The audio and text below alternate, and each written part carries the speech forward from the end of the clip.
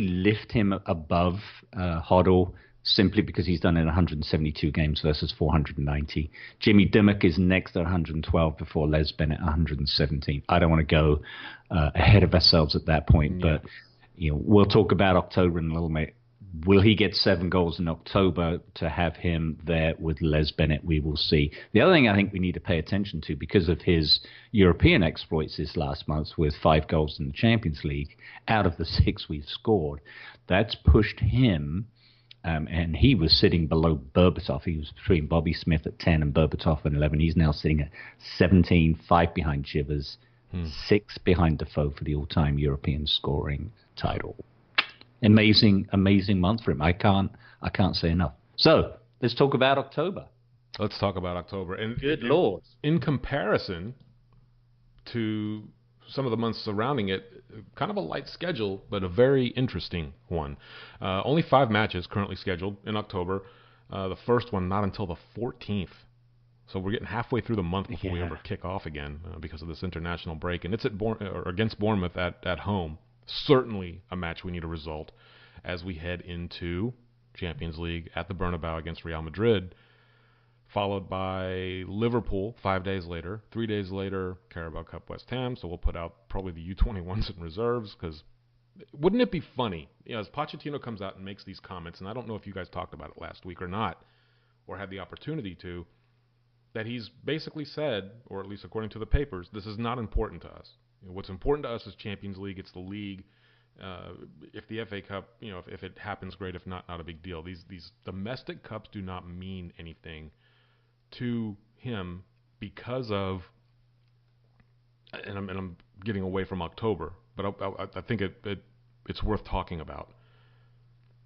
There is so much invested. It's 2 legs. It's if you draw, you're going to play another full match rather than going into extra time in one of these competitions. It's very exhausting. So why not just give the kids a run out and let them do their thing?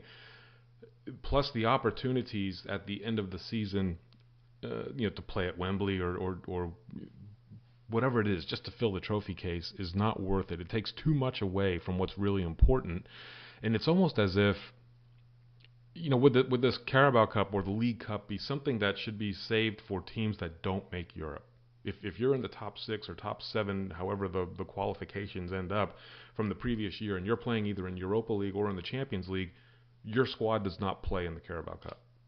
Maybe it should be something like that, so that these clubs are not tasked with playing every 2 or 3 days as winter approaches, because winter is coming. Oh my God, I can't believe I just did that. Don't. Why did you do that? Game of Thrones reference. You start talking about Star Wars in a minute, then it's all gone Pete Tong. Gone straight to shit. So what's your thoughts on that? Before we get into October, what's your thoughts on that? So, and just to give some perspective to maybe some of our listeners who don't understand how the history of the League Cup.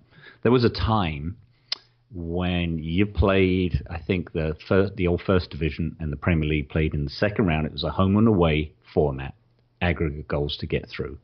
Then I think it went 3rd round, 4th round, 5th round, semis, final. The semis were the next 2-legged affair. Two concessions were made that if you were in the Premier League, and in Europe, you didn't enter until the 3rd round, i.e. our last match, where those who were not featured in Europe still played in the 2nd round, which is when you came in. 1st round was typically what is now the Championship through to League 2. Then another concession was made that the 2nd round would not be over 2 legs. And then I think actually another one was made that there would be no replay. You go straight into extra time and penalties. So the footballing powers have recognized the impact that the League Cup doesn't have in today's era of football. And so clubs, because to your point, still put out weakened sides for these competitions because they don't see the relevance. It still is a problem. And the concessions are made because of that to make it exciting. We only had 25,000 turn up at Wembley.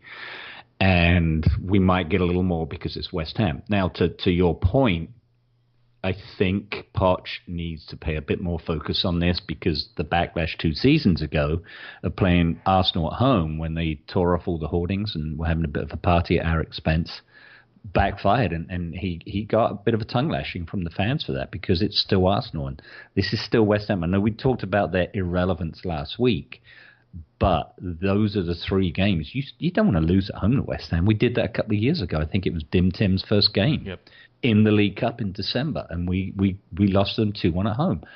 I don't want to lose to West Ham. And I remember feeling pissed off about that. Right. So I know, again, we're talking about October. We've got Bournemouth at Wembley. I say at home, at Wembley. And West Ham after Liverpool. So I get it. He's going to have an eye on United the following weekend. It's an early game. I know he's going to put out a weakened team, but we need to win that game. I think we need to progress in this tournament. The fruits at the end, it's clearly about putting something in the trophy cabinet because Premier League is going to be a very tall ask this season. Until we can get on a run at Wembley, we cannot rely. It's almost like transposing our results. The road is our home and Wembley is our road. Because those are the results we're getting right now. We have a 100% record away from home, and we haven't won a game in the league at Wembley. And it's weird. And I know I digress from October. I just want to share with you we've talked about how we compare to last season. Points for points, we're exactly in the same spot. If you match up the teams we've played and when we played that corresponding fixture last year, same. It's 14 points on all 3 counts. So we're in the same spot. We're third in the table. But United, granted, they haven't played anyone, I think, in the top half of the table yet. I'm not so worried about them, although, going to their place in a month's time is a daunting task. It's not a favorable place for us, despite those 2 wins a couple of seasons ago. And Liverpool, you just don't know which Liverpool you're going to get. We'll see in a few moments when they kick off away to Newcastle. But they've always been a bugaboo team for us here. Well, they are. We don't seem to get anything other than like a point, a draw here or there. So it's going to be a tall ask. I think City, we don't play them till December, and it's at their place. But they're a classy team. They really put Chelsea to the sword yesterday. So, point being, Premier League, tall ask. We know Champions League is probably a taller ask. But if you want to win a trophy, you've got to look at that, the FA Cup, the League Cup, and build on that. I'm sorry if I disagree with our esteemed manager, but that's my take on that. Yeah, you mentioned City, too. They did that yesterday to Chelsea without Aguero, who was, I guess, in a car accident. Yeah, in Amsterdam. Yep. And they also did it without Danilo didn't play, and who was the other one that was missing? He came on late. Okay. Right at the death. 85th minute. If he broke a sweat, it would have been a surprise. And there was someone else they were missing. I can't remember who it is. Oh, crap. Apparently, it didn't make a difference. Didn't make a difference, no, because you were right. Chelsea was garbage, and their own fans were booing them. It was great. Love it. But yeah, if you look at the schedule for October, it's lesser games, but they're all condensed because we don't start until the 14th. Again, Bournemouth, Wembley, Real Madrid the following Tuesday. Then we go home to Liverpool, the West Ham match, and then at Old Trafford, and then immediately in November, the very first day of November on a Wednesday, Real Madrid at Wembley. So it's a very interesting next, 3-4 weeks that are going to tell a lot about this club. We would love it, if they could stay in the form that they're in. We say some of the things that we've said in terms of, United hasn't played anybody in the top half of the table, but you look at what we've done when we draw Swansea and we draw Burnley, both home matches, arguably matches we should have won, and if we had done, would be leading the league right now on 20 points. So, I digress because that would be just 4, so we would be just a point behind as we are trailing both Manchester clubs by 5 going into a very busy fall and winter section of the schedule. So, really quick, I want to get into some just very off the cuff side stuff. Apparently, Vincent Janssen comes out this week and says that he left Spurs to go and have a chance to win trophies. I have not heard the quote, haven't read the quote. I just know that it got posted in one of our boards, and it brought up a lot of discussion. Now, I think that that's probably his words being twisted by the media, because he was one, along with Marcus Edwards, that said, I want to stay and fight for my position. And because he didn't, I don't know if he turned down a transfer at one point or never got an offer or whatever the case was, and then the club decided to loan him out. And we all saw the pictures. It looked like mugshots, and that he was a hostage prisoner or something like that, because he looked like he hadn't slept in 2 days. Do you buy into that at all? Do you think that is something that was directly said by him? Well, it might have been in a loose way, and it's been twisted by the journos, but he went to Fenner. They're sixth in the table.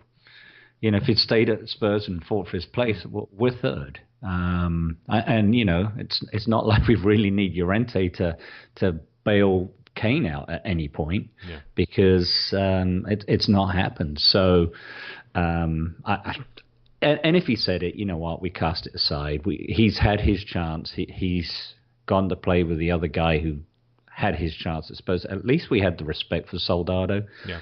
Janssen hasn't garnered any respect, and if he did say this, it's certainly going to get lost. And when he comes back to the club, it's a done deal. Yeah, it's a season-long loan for a reason, right? It's not a 6 month loan. It's not a 3 month loan. It's a, you need to figure out what's up with your game. Yeah. I know there was feedback at pre-season training that he came back overweight and wasn't losing it and wasn't as quick and nimble. But at the end of the day, it's can you put the ball in the net, son? And he's not done that enough for us. Yeah. And at least Soldado endeared himself to the fans and still does. And, I got to respect that. Scarves, do they come in? Did yours come in? Mine have shipped. We had a production issue with the color. I think he had the same problem, that I didn't think the main body was navy enough to match the fringe. So I know he's using a different manufacturer, because they came from England before. I think they're being made by Turkey. Maybe Janssen's pissed on the box of scarves and to make them again. Pay them out. Yeah, mine showed up. They're lovely. Real quick, before we wrap up, let's go back to October. I just want to get your thoughts. I'm not going to hold predictions. Okay. So we have 5 matches. Yes. We had 7 in September. No, my God. 8. It was 8. We've got 6 in November. If we make it out of the Carabao Cup, you can add another fixture into December. There's already 8. That would be 9. So let's talk about October, because it's the softest month, albeit the back half of the period. And I keep thinking, my God, what the hell are we going to do for 2 weeks? I hate international breaks. I know. I may have to watch England play Slovenia, because I think it's going to be a good match. Well, and I'm not sure, but I think that might have us qualify for the World Cup, and that's always exciting. I think the U.S. is in the same position as well. They have to win against. We don't have to win, but I think if we do win, it qualifies. Anyway, So I'm not going to hold you to this. I don't want scores, but just give me your one win, draw, loss predictions for October. Okay. Wembley, Bournemouth on the 14th. Win. Oh! Gotta win. Because the rest of the month's going to suck. No. Real Madrid, Santiago Bernabeu, I'm going to say draw. Liverpool, Wembley, draw. West Ham, Carabao Cup, loss. United, Old Trafford, win. Very, very ballsy. I'm going to put a MW in there, a must win. So Bournemouth, I think, is a win. I'd love for us to get the draw. I hate to ever say we're going to lose something, but I think we lose in Madrid. Yeah. I think we beat the Mickey Mouses. MW is for West Ham. Must win. It's the Pikeys. And again, it's not because I can count them as a huge rival or relevant. It's just the Mickey taking when we don't win. And then United, Old Trafford, I'll go for the draw there. Okay. I think, fortunes could change, but and Real Madrid, it's like I looked at it, and like I said, I don't think that they're in the greatest form that they've ever been in. And when I look at what's been played so far, we beat Apoel 3-0. They beat Apoel 3-0. We beat Dortmund 3-1. They beat Dortmund 3-1.